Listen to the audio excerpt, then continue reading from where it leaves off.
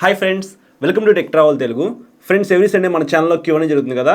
Last Sunday Q&A వీడియోలో ఏదైతే మీరు కామెంట్స్ చేశారో వాటిలో కొన్ని ఇంపార్టెంట్ కామెంట్స్ని పిక్ చేసి ఈ Q&A 103 అయితే చేస్తున్నాను. మీకు ఏమైనా డౌట్స్ ఉన్నాయనుకోండి, ఈ వీడియో కింద కామెంట్ అయితే చేయండి. నెక్స్ట్ సండే నేను మీకు ఆన్సర్ అయితే చేస్తాను. ఇంకా ఫస్ట్ కామెంట్ చూసుకున్నట్లయితే నాని రైడర్ అయితే అడిగారనమాట. బ్రో N150కి front 100/80 and rear 130 section tyres upgrade చేసుకోవచ్చా? బ్రో, మీరు అప్గ్రేడ్ చేసుకోవచ్చు. కాకపోతే మీరు అప్గ్రేడ్ చేసుకునే ముందు ఒకటి ఆలోచించండి.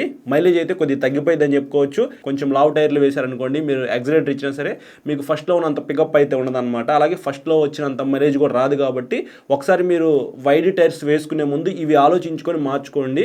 అలాగే మీరు స్వింగ్ ఆర్మ్ దగ్గర మీకు టైర్ అనేది వైడ్ వేసుకున్నప్పుడు తగలకుండా చూసుకోండి. ఒకవేళ తగిలితే మాత్రం అది సెట్ అవ్వదన్నమాట. జనరల్గా మీకు కొద్దిగా స్పేస్ అయితే ఉండిద్ది, వేసుకోవచ్చు అనమాట. మీరు పెద్ద వైడ్ టైర్స్ అయితే ఏం అడగలేదు కదా, వేసుకోవచ్చు. కాకపోతే మైలేజ్ ఒకటి తగ్గిపోయింది, పికప్ తగ్గిపోయింది. అది ఒకసారి మైండ్లో పెట్టుకొని అప్గ్రేడ్ చేసుకోండి. నెక్స్ట్ చింత యువరాజ్ కామెంట్ అయితే చేశారు. బ్రో, వీల్ కవర్ వల్ల డిసడ్వాంటేజెస్ అండ్ అడ్వాంటేజెస్ చెప్పు బ్రో.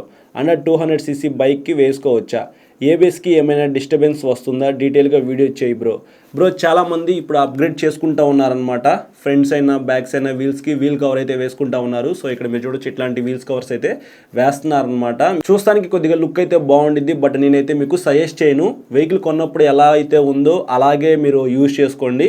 కావాలంటే వీల్కి కలర్ మార్పించుకోండి, అంతేగాని ఇట్లాంటి వీల్ కవర్స్ అయితే వేసుకోవద్దు అనమాట.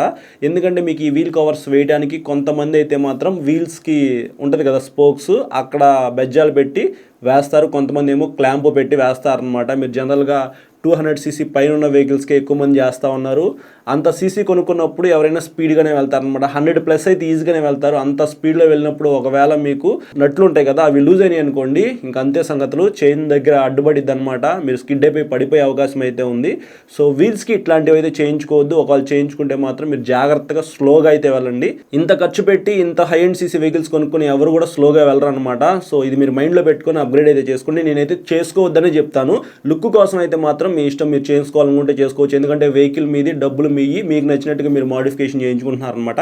కానీ పోలీసులు పట్టుకుంటే మాత్రం ఎందుకు చేయించారు ఏంటనేది వాళ్ళు అడుగుతారనమాట. సో ఖచ్చితంగా కేసు అయ్యే అవకాశం అయితే ఉంది. ఎగ్జాక్ట్గా అయిద్దని నేను చెప్పలేను, ఎందుకంటే ఇది మీ వెహికల్, మీకు నచ్చినట్టుగా మీరు డిజైన్ చేసుకున్నారనమాట. సో కలర్ అలాంటివి అయితే ఏం చేంజ్ చేసుకోలేదు కదా. వీల్స్కి కవర్ అయితే వేసుకోవచ్చని నేను అనుకుంటున్నాను. బట్ వేసుకుంటే వచ్చే ప్రాబ్లమ్స్ ఏంటో కూడా చెప్పాను కాబట్టి నేనైతే వేసుకోమని చెప్పను. నెక్స్ట్ షేక్ షరీఫ్ అయితే కామెంట్ చేశారు.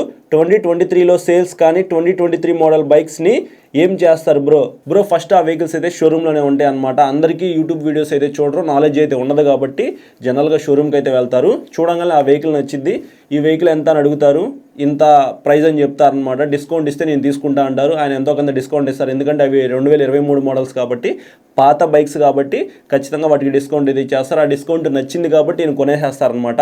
అది 2023 మోడల్, 24 మోడల్, ఇందులో ఏమేమి ఫీచర్స్ ఉన్నాయి, పాత బండికి కొత్త బండికి తేడా ఏంటనేది జనరల్గా వీళ్ళు చూసుకోరనమాట. బైక్ మీద నాలెడ్జ్ లేని వాళ్ళు ఏ వెహికల్ అయినా ఒకటే అనుకుంటారు. కాకపోతే బైక్స్లో చాలా రకాలైతే ఉన్నాయి.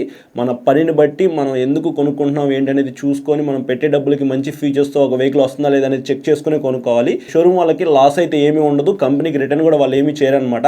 అక్కడే ఉండిద్ది మీకు 2023 మోడల్ బండి ఇక్కడే ఉండిద్ది, 2024 మోడల్ బండి ఇక్కడే ఉండిద్ది.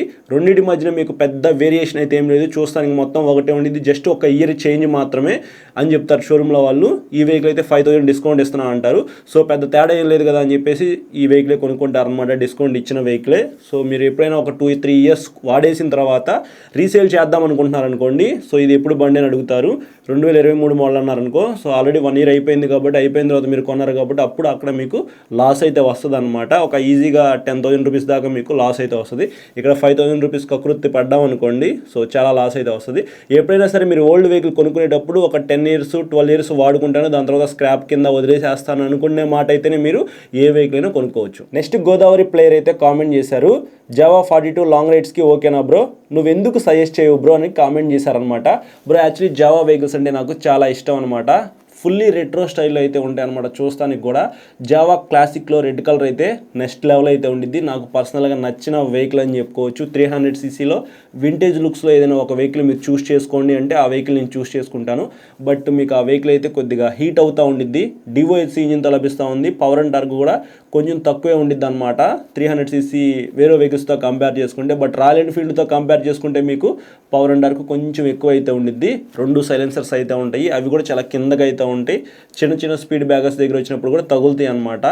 నేను ఏదైనా ఒక వెహికల్ సజెస్ట్ చేయాలి అని అనుకుంటే మీకు అన్ని సినారియోస్లో చెక్ చేసుకుంటాను అనమాట. సో ఒకవేళ మీరు ఒక వెహికల్ అడిగారనుకో, గ్రౌండ్ క్లియరెన్స్ ఎక్కువ ఉండిద్దా లేదా, దీనికి సీట్ కంఫర్టబుల్గా ఉండిద్దా లేదా, లాంగ్ వెళ్తానికి ఉపయోగపడిద్దా లేదా అన్నట్టుగా అన్నీ చూసుకొని మీకు ఒక వెహికల్ సజెస్ట్ చేస్తాను.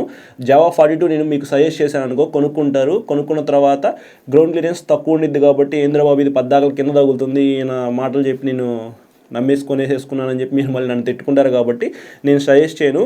కానీ జావా 42 నాకు బాగా ఇష్టం, చూడంగానే నచ్చేసింది, కొనుక్కోవాలి. అది ఏదైనా పర్వాలేదు, దానికి ఎంత గ్రౌండ్ క్లియరెన్స్ తక్కువ ఉన్నా, ప్రైస్ ఎక్కువైనా, పవర్ అండ్ టార్క్ లేకపోయినా, ఫీచర్స్ లేకపోయినా పర్లేదు అని అనుకుంటే అప్పుడు మీరు జావా వెహికల్స్ అయితే కొనుక్కోవాల్సి ఉండిద్ది అనమాట.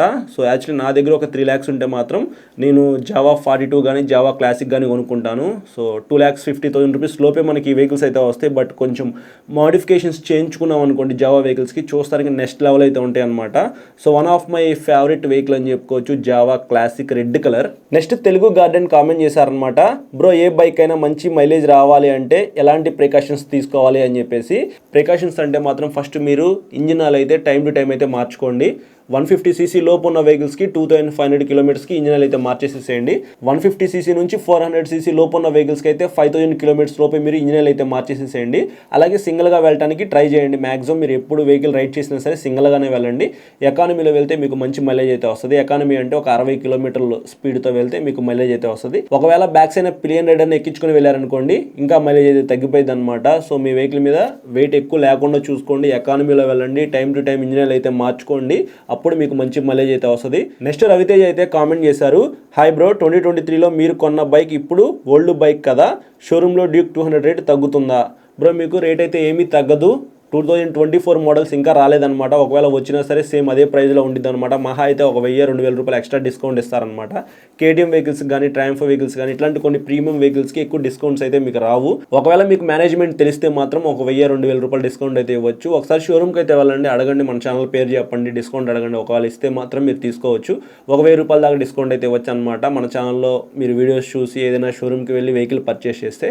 నెక్స్ట్ చందు అయితే కామెంట్ చేశారు, 200cc allrounder bike for 2 lakhs. 2 lakhsలో మీకు 200cc బైక్ కావాలనుకుంటే మాత్రం హీరో ఎక్స్పల్స్ 200 4 అయితే తీసుకోండి. ఎందుకంటే మీరు ఆల్రౌండర్ బైక్ అడిగారు కాబట్టి చెప్తున్నాను. అది లాంగ్ వెళ్ళడానికి బాగుండిద్ది, ఆఫ్ రోడ్ చేయడానికి బాగుండిద్ది, గతుకుల రోడ్లో వెళ్ళడానికి బాగుండిద్ది, ఫ్యామిలీకి ఉపయోగపడిద్ది. సో మీరు ఎట్లయినా సరే ఈ వెహికల్ అయితే యూజ్ చేయొచ్చు అనమాట. ఆల్రౌండర్ బైక్ అంటే మాత్రం హీరో ఎక్స్పల్స్ 200 4 లేదు నాకు నార్మల్గా ఒక వెహికల్ కావాలి సింగిల్గా వెళ్ళడానికి అని అనుకుంటే మాత్రం best value for money vehicle NS 200 అనమాట. లేకపోతే ఇంకొక 10,000 రూపీస్ మీరు పెట్టుకుంటే MT-15 కూడా చాలా బాగుండిద్ది. 50 కిలోమీటర్స్ దాకా మీరు మైలేజ్ అయితే ఎక్స్పెక్ట్ చేయొచ్చు. అంత పవర్ అండ్ టార్క్ ఉన్న వెహికల్కి 50 కిలోమీటర్స్ అంటే మామూలు విషయం కాదనమాట. సో దాన్ని బట్టి మీరు మీ ప్రియారిటీని బట్టి మీకు ఏ వెహికల్ నచ్చిద్ది ఈ మూడిట్లో అనేది ఒకసారి చూసుకొని కొనుక్కోండి. ఫైనల్గా రవీంద్ర కామెంట్ చేశారు, డ్యూక్ 125 ఈజ్ వర్త్. మీకు వేస్ట్ అని చెప్తాను. డ్యూక్ 125 అయితే ఎవరు పర్చేస్ చేయొద్దు. ఎందుకంటే ఆ ప్రైస్కి మనకి చాలా మంచి వెహికల్స్ అయితే ఉన్నాయి. MT-15 కానీ, NS 200 కానీ, ఇవి చాలా మంచి వెహికల్స్ అనమాట. లేదు నాకు DYHC ఇంజిన్ కావాలి, KTM బ్రాండ్లో ఒక వెహికల్ కొనుక్కోవాలి అని అనుకుంటే మాత్రం మంచి మైలేజ్ వచ్చేది డ్యూక్ 125 అనమాట. కాకపోతే KTM షోరూంలో డ్యూక్ 125 అయితే లేదు. ఇందాక నేను KTM షోరూమ్కి అయితే వెళ్ళాను, నా వెహికల్కి నెంబర్ ప్లేట్స్ వచ్చినాయి అంటే వెళ్ళాను అనమాట. ఇది ఇలా అయితే ఇచ్చారనమాట. అక్కడ చూశాను డ్యూక్ 125 అయితే ఏమీ లేదు, ప్రొడక్షన్ అయితే ఆపేలేదు, వస్తాయి అనమాట. ఒకవేళ మీరు ఆర్డర్ చేసుకున్నారనుకో ఒక 10 to 15 డేస్లో మీకు డ్యూక్ 125 అయితే వస్తాయి.